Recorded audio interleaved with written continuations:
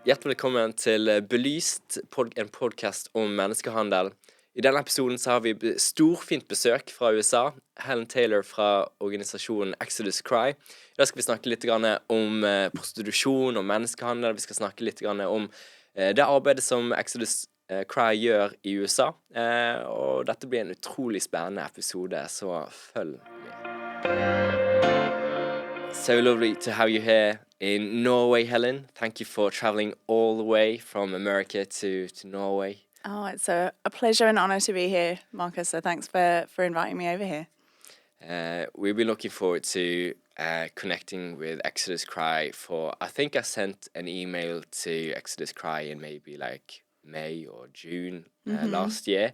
Now it's February, and finally we get to meet and hear more about Exodus Cry and your work and what you're passionate about. Helen, can you tell us a bit about what is Exodus Cry? What do you do? Yeah, absolutely. Well, Exodus Cry is an anti-sex trafficking organisation. You can probably tell from my accent, I'm originally from the UK, and I know that you're half British technically as well, so we have that in common. Yeah. I moved to the States 12 years ago to work for Exodus Cry, and we're a national organisation, but also have a global impact. Partly because one of the main things we do is make films and documentaries shining a light on the issue of trafficking or pornography, issues surrounding that. Some of our films are on Netflix, some are YouTube, all available for free online. And then we do these big campaigns, sometimes connected to a film, calling for a new or improved policy around sex trafficking. Yeah. And then we also do direct services to victims and survivors through outreach and provide trauma therapy. So that's kind of the heartbeat of the organisation. But the longer you work with victims and survivors, the more passionate you are about prevention and wanting to really turn the tide and prevent millions of women and children from ever being trafficked into this horrific industry. So as an organisation, I feel like we're definitely thinking long-term, thinking ahead with a 20-year vision of what will it really take to break the back of sex trafficking and uproot it, and looking at how do we address demand and the culture that really facilitates and fuels demand. Oh, that's amazing. And how long has, or when did Exodus Cry start, or when was it founded? Yeah, so it was kind of birthed out of a series of prayer meetings in 2007, God really putting the heart of sex trafficking on our founder, Benjamin Nolo's heart. I was actually listening to some of those prayer meetings all the way over in England in my dorm room at college, which led me to move to Cambodia. I after graduating college, trained as an art therapist and moved to Cambodia. But the organisation officially started in 2008. So, we're going on like our 18 years now. Wow, that's amazing. I mean, the world of like human trafficking, prostitution, pornography is a quite a dark world. I'd say. But why did you choose to get involved in anti-trafficking work? Yeah, I mean, I feel like that answer can be different for everyone, and many people have this moment where they first really had their eyes open to the issue, and it's so dark and disturbing, and many people, somewhat understandably, kind of have it at the back of their mind, but move on with their life. For me, when I first really understood about this issue, my heart was so broken. I was sobbing for about 4 hours. It was like I couldn't go back to business as usual, knowing that was happening in the world. But even from like a young age, when I was about 11 years old, I think right before turning a teenager, my dad was like, okay, how do I begin to spend some more quality time with my daughter who's about to become a teenager? So he started taking me shopping in London, and my dad's the kind of person that if he sees an opportunity to make the world a little bit of a better place in front of him, he'll always stop for the homeless. He'll always pick up litter off the ground. And for him, when he walked around London, you know, the red telephone boxes in certain parts of London, they would be lined with postcards advertising women in prostitution. And less so now, but more back then. I mean, who even uses telephone boxes now, right? But every time he would walk past one, he would go inside and take down all of those postcards. And he'd say, even if they put them all up again next week, Helen, if I can stop one man from making one phone call, it's not okay that women are advertised like pizzas in a telephone box. Like, it really bothered him, and he saw women as very inherently valuable and children of God, and prostitution was extremely exploitative to women. And so he just couldn't walk past the telephone box without taking down those postcards. So that was how I even really learned what the sex trade was. And I remember being a teenager and like thinking about their faces and praying for them and trying to imagine what their lives were like. And then when I was 16, I found myself in this alleyway in a sort of part of London that was not exactly a red light district, because we don't have that in London, but there was a strip club and a peep show and an adult bookstore. And there was this woman in a red dress standing in the doorway, and she didn't look English to me. She looked Eastern European, or she was wearing this red silk dress, I remember, and just looked so unhappy. And I realized she was waiting for a customer, and my initial response was to just feel this like tremendous anger. Like, the power imbalance was so clear to me. I was like, I could be some violent, misogynistic, perverted, horrible man that she has zero desire for, but somehow money in my pocket gives me agency and control to purchase her consent.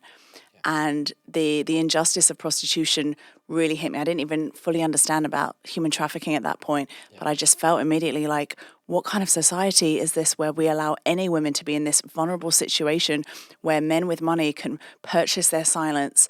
And now we know that the majority of women in prostitution are in incredibly vulnerable situations, that they are either surviving from a place of severe poverty and desperation, in which case, how much better would it be if our society offered them services and programs and assistance? Definitely. But then also the amount of women who are coerced, frauded, trafficked under third-party pimp control. And back then I didn't even understand any of those dynamics, but I just knew inherently that there was something very wrong about this situation. And my second thought was, I just want to give this woman a rose. And so I literally started looking for a florist, trying to find a rose to give this woman and just say, I see you, you are beautiful and valuable. And I couldn't find this florist, so I got on the train. I actually wrote in my journal, I was 16 years old, and I'm crying on the London Tube, writing about how upset I was to see this woman in that situation. So I think it's one of those things when God really breaks your heart for something and shows you how he feels about an issue, you all you can do is respond and say, Lord, I want to be used by you to make a difference in this issue in the world. It's so amazing how like small either your parents or things you see and an experience can shape your future and your heart and your desires for the future and dreams. So I mean, thank you for sharing, Helen. That's really amazing. On the subject of prostitution and anti-trafficking work, I mean, at least in Norway, we know that the world of sex trafficking is real. At the same time, we've got a lot of women coming to Norway as prostitutes, and in a lot of ways we also learn that, I mean, girls and women who are survivors or are victims of sex trafficking are prostitutes. But what we learn also that not all prostitutes are survivors or victims of sex trafficking. Why is the connection here? I mean, we see the connection, but why is it important to work with like the whole spectre of prostitution? Does that make sense? Yeah.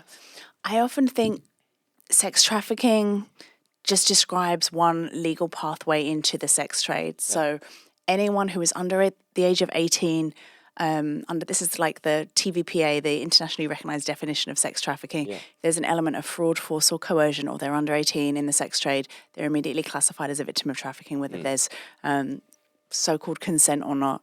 But I think even if someone entered over the age of 18 and they'd say, well, I didn't experience fraud, force, or coercion, and I'm not under third-party control, because anyone who has a pimp, and the vast majority, around 90% of women in trafficking have a pimp. who is controlling them, who is coercing them, who is taking their money. And many pimps have several girls, and I've read books by pimps. I even wrote to the publishing company, like, you wouldn't publish a book written by a pedophile, so why is it that you publishing a book written by a human trafficker, a pimp, about how to be a pimp? Yeah. All the psychological manipulation and control that they use to keep women in complete subordination. But I think there's a lot of focus on sex trafficking, and rightly so, and we make documentaries about that, we talk about it a lot. But it's troubling to me when people want to very conveniently box one group of women as trafficking victims and one as consenting, sexually liberated women who choose the sex trade. When, in my experience, I've done outreach and anti-trafficking work in 20 countries around the world now. I've done outreach in red light districts and seen so many different faces of prostitution, from the forests in Russia to the streets and favelas in Brazil, all over Europe, Amsterdam, doing outreach, talking with the women, meeting survivors. And you have to put together the full picture of what is the sex trade, what is the experience of most women in the sex trade. And what we've come to see so clearly is that it is a system of gender inequality. So the vast majority are women, or those who identify as women in the sex trade, or children, the most vulnerable. 99+% of the sex buyers are men. And the amount of violence, sexual violence, the risk of rape, torture, humiliation. So many survivors I've met who've had come to inches of their lives being taken, who've been threatened at knife point, at gunpoint, if they won't perform a certain sex act. One survivor was described to me how she was pushed out of a third-floor window and broke her arm after refusing a certain sex act. And so when you see this industry, like in no other job industry could we ever compare it. I mean, imagine like HR sexual harassment laws. In prostitution, you're experiencing violation on a daily basis, and there's it's so difficult for women to put up the boundaries that they would want to put up in prostitution. And so to me, as an industry, it is inherently exploitative, inherently violent, inherently unequal, and completely disempowering. And so what we've seen recently is people using the term sex work to also include OnlyFans and webcamming. And so sometimes when people are wanting to talk about sex work to me, quote unquote sex work, and many survivors completely reject that term because they say it sanitizes exploitation and it's not work. It's a trade. And so, when people talk about quote unquote sex work, I often ask them to break down exactly what they're describing. Like if you're talking about OnlyFans, let's have a conversation about OnlyFans. If you're talking about prostitution, where women are being bought and sold on the streets or in hotels, let's talk about that. But I think taking a step back and looking at the bigger picture, we have to ask ourselves, is this the kind of world we want, where women are objectified and commodified and their bodies are for sale? We're providing therapy to some women who've been out of prostitution for decades, and they are still in recovery from the psychological trauma, disassociation, and scarring that being bought by strangers day in, day out did to them psychologically. Most women during the act of prostitution, they're disassociating mentally, so their mind is going elsewhere, and that's how they survive. And so a lot of even the two women recently who were on OnlyFans and who slept with 100 and then 1,000 men, they only remembered a couple of them because they disassociated through all the others. And so if you talk to any psychologist, is that helpful or healthy for women to be subject to? So anyway, taking a step back and looking at the sex trade is so important, and not classifying as one victim as worthy and one as unworthy because of the circumstances in which they entered it, but saying what dynamics are taking place in this trade, and is it like a net positive for society and for women? And if not, how do we go about changing the culture? let's take a step back and look at the you work in the US, and can you tell us a bit about like the world of sex trade and sex work in the US? How big is how massive is the problem there? I presume it's a big problem. But yeah. Well, I mean, globally, there's around 42 women who are in prostitution. Yeah. The statistics. One study that looked at 9 different countries showed that 89% of women in prostitution felt trapped, that they wished to escape, but they just didn't feel they had options. Because it's fully criminalized in America, it's very difficult to get statistics on criminal activities happening. But it's definitely a huge issue that unfortunately seems to be on the rise in some cities. In other cities where there's great awareness or a task force that is committed to going after the demand and assisting women and having like a victim-centered approach. But with the rise of the internet, I mean, we saw this big shift about 12 years ago where so many women who'd been traditionally sold on the streets were now being sold on the internet, and sites like Backpage were exploding, where I remember going on the New York site and there were 3,000 ads for women per day on this one website alone.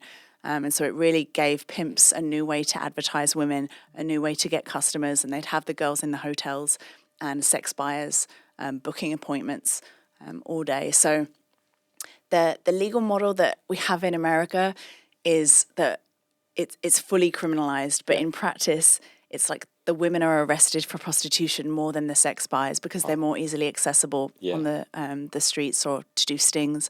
Over here in Norway, you have the Nordic model or the abolitionist model. You were the second country to pass this, so Sweden was the first in 1999. And I think with every law, it's a very important thing to pass. It shapes the cultural perception on things. Like if something is a crime, you're less likely to do it than if it's legalized. However, implementation is always key, and every generation has to kind of re-sign up to implement this well. And so assuming your listeners are aware of what the Nordic abolitionist model is in Norway, but if not, I can summarize it real briefly. Yeah, let's go into it. What is the Nordic model? What is the Nordic model? Great. Well, it's called the Nordic model, having started first, in Sweden, then Norway. Iceland was the third country to pass it. It's now passed in 8 different countries. Imagine. And Maine in America was the first state to adopt a certain version of the model. And it basically decriminalizes prostitution for those in it who are being exploited. It offers them services to exit. So the goal is to provide a way for individuals in prostitution to be able to exit. In Sweden, they spent 30 years researching and interviewing victims and survivors to come to the conclusion that it is not helpful in any way for the women or people in the sex trade to be arrested. I worked with one survivor who had been arrested in America 103 times on charges, many of which were prostitution related. She'd been in the sex trade since she was 15, and not once was she identified as a trafficking victim or actually offered any robust help. And having this huge criminal record actually prevented her from getting out. So instead of arresting mostly vulnerable women, we would never arrest someone who's a victim of domestic violence. And in most cases, prostitution is domestic violence just happening in a hotel or on the streets. But then the goal is to reduce demand. And so it's like a felony level criminal offence to be a sex buyer, and then also, of course, a pimp, trafficker, third party running a brothel. So running a brothel is illegal in Norway. And when I was in Sweden a couple of years ago, and I wanted to interview people in the government, law enforcement, social workers, survivors, organisations, man on the street, to really try and get a comprehensive understanding of how has this law been effective in Sweden. Do the general public support it? What was the survivor's experience like? And my conclusion really was that this law is a minimum law that needs to be passed in every country, and then we need to work on implementing it better and get better services for women and better education to discourage men from purchasing someone in the sex trade. Multiple times I was told in Sweden that young men growing up now have this inherent understanding that sex and money shouldn't go together, that it's shameful to purchase someone's consent, that someone described it as a human rights violation, and that people coming to Sweden, the police focus was on arresting the sex buyers and going after the pimps. And Simon Hagstrom is a phenomenal police detective who's really gone after this in Sweden. And I'd be out and about in Stockholm in the evenings, and there weren't sex strip clubs, and there weren't huge amount of male sex tourists. And compared to a city like Amsterdam or Berlin, the impact on the culture is so huge. So even though I'm sure Norway still has a ways to go with better implementing it, the fact that you have this law, like this is the law that we feel is the standard worldwide that we would want every country to adopt. So good. Do you think that will be a solution in the US, or is that like a goal for Exodus Cry to implement in states, or? Yeah, absolutely. And we've just made a new documentary called Buying Her that's all about the demand side of sex trafficking. Trafficking truly is a supply and demand issue. And so if every man stopped buying women and children for sex today, trafficking would end today. And we know that won't happen overnight. But we made this documentary interviewing sex buyers, former sex buyers, and a lot of them just really shared their honest journey of how they got to that point. And so we're about to start a campaign all about uprooting trafficking, going after demand, and that connects to pornography as well. But it would be our goal, absolutely, to have every state implement this type of law. And there's been a few states that have criminalized sex buying as like a felony level offense. But it's got to be both and. You've got to have all the exit services for women, and even fining some of the sex buyers, and some of those fines going towards services is really key as well. We in our episodes of Belyst, our podcast, we want to bring the listener into a resource or a tip of something to do. Like for instance, in our last episode, we recommended using the app Good on You, where you can find fair fashion.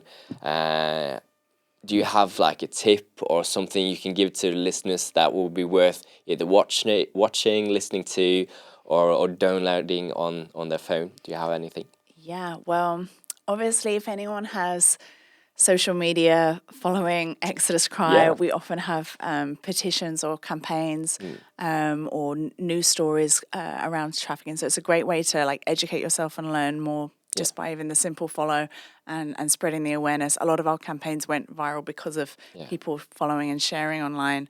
Like I mentioned, we have so many of our films on YouTube or Netflix, like exoduscry.com/watch lists all of our films. We have animated short educational videos as well that are like a 2-minute educational videos on understanding policy around ending trafficking or understanding the dynamics in prostitution. And so I just think every single person can and should become an expert on this topic.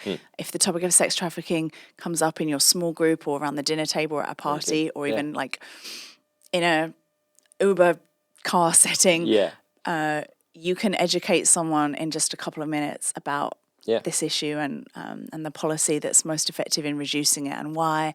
So we really, really encourage people to become educated experts on this topic. The book Paid For by survivor Rachel Moran is probably one of the best books in understanding her own individual story as a survivor and then the big picture of what it will take to end trafficking. So that's probably a lot, but start on our website and that leads you to a lot of other resources. Come on, so good. Thank you for coming to Norway, Helen. Thank you for sharing your heart and vision for Exodus Cry. We really appreciate it. Thank you for coming. This week in Norway, this is the second week in February, we're doing events in Bergen, Oslo and Trondheim. You're at all of them. We will also be going to Norwegian Parliament, and I think this will be a really good week where we get to speak to over 400 students in daytime and hopefully fill up the different locations on the evening meetings. I think this will be a phenomenal week. So thank you for coming. It's our pleasure to host you these few days here in Norway. Absolutely. And I'm really excited about these events and meeting with folks who care about this issue. It's so important. And every year that goes on, it's so important to shine a light on this topic, not just about what might be going on in Norway, but around the world. So thanks so much for organising it for Freedom Norway. Come on. Thank you. Tusen takk for i dag, alle sammen. Følg med i neste episode av Belyst, og så får dere høre mer fra Helen Taylor. Da skal vi gå mer inn på Trafficking Hub-kampanjen. Så skal vi også snakke litt om hva er pornografi og menneskehandel, hvordan har de en connection. Tusen takk for nå.